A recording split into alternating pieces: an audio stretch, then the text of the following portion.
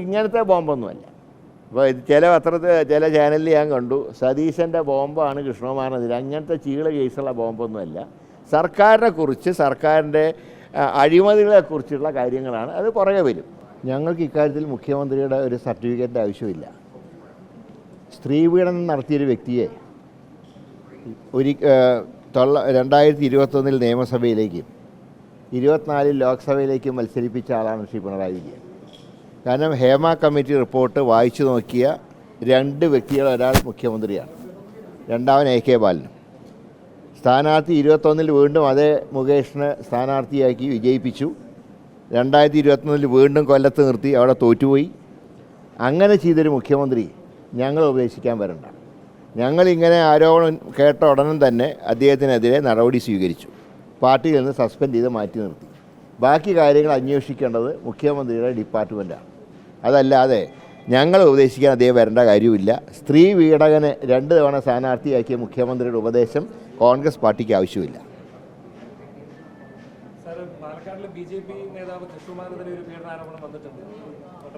ഞാനൊരു കാര്യം പറയുന്നത്, ഇങ്ങനെ ഒരു കേരള രാഷ്ട്രീയം ഒരു A സർട്ടിഫിക്കറ്റിലേക്ക് പോകരുതെന്നാണ് എൻ്റെ വ്യക്തിപരമായിട്ടുള്ള അഭിപ്രായം.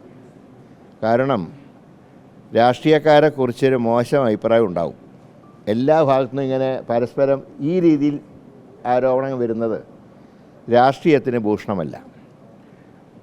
അതുകൊണ്ട് ഈ വിഷയത്തിൽ എനിക്ക് പറയാനുള്ളത്, ഈ സാമ്പത്തിക ആരോപണം ഉന്നയിക്കാം, അതൊക്കെ പതിവുള്ളതാണ്. സർക്കാരിനെതിരായിട്ട് ഒരുപാട് കാര്യങ്ങൾ പറയാനുണ്ട്.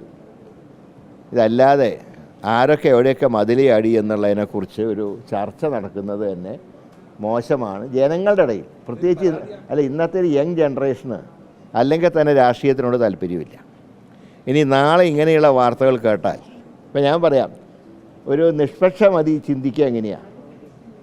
പാലക്കാട് മത്സരം പീഡകന്മാർ തമ്മിലായിരുന്നു എന്നൊക്കെയുള്ള ചിന്താഗതി വരുന്നതിനെ മോശമല്ലേ? അപ്പം അതുകൊണ്ടാണ് ഞാൻ പറയുന്നത്, ഞാൻ ഇമാതിരി ആരോപണങ്ങളെ ഞാൻ പ്രോത്സാഹിപ്പിക്കുന്ന ആളല്ല. ശ്രീ രാഹുൽ മാങ്കൂട്ടത്തിൽ MLA ആണ്. ആ MLA എന്നുള്ള നിലയ്ക്ക് അദ്ദേഹത്തിന് ജാഗ്രത കുറവുണ്ടായി, തെറ്റ് സംഭവിച്ചു എന്നാണ് വരുന്ന റിപ്പോർട്ടുകളിൽ നിന്ന് മനസ്സിലാകുന്നു.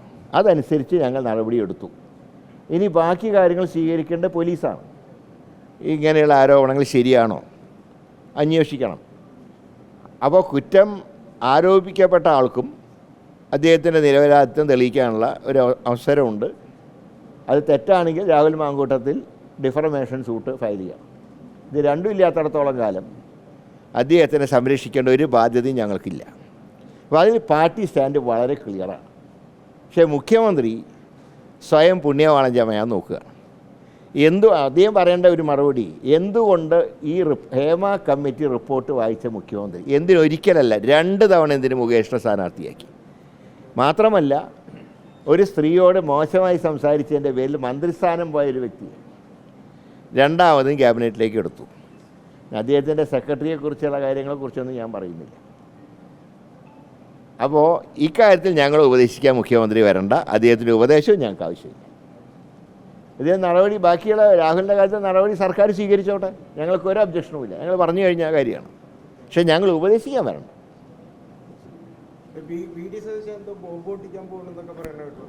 അല്ല, അത് വരുന്നുണ്ട്. അത് ഇങ്ങനത്തെ ബോംബൊന്നുമല്ല. ഇപ്പോൾ ചില പത്രത്തിൽ ചില ചാനലിൽ ഞാൻ കണ്ടു സതീശൻ്റെ ബോംബാണ് കൃഷ്ണകുമാറിനെതിരെ. അങ്ങനത്തെ ചീള കേസുള്ള ബോംബൊന്നുമല്ല. സർക്കാരിനെ കുറിച്ച്, സർക്കാരിൻ്റെ അഴിമതികളെക്കുറിച്ചുള്ള കാര്യങ്ങളാണ്. അത് പുറകെ വരും.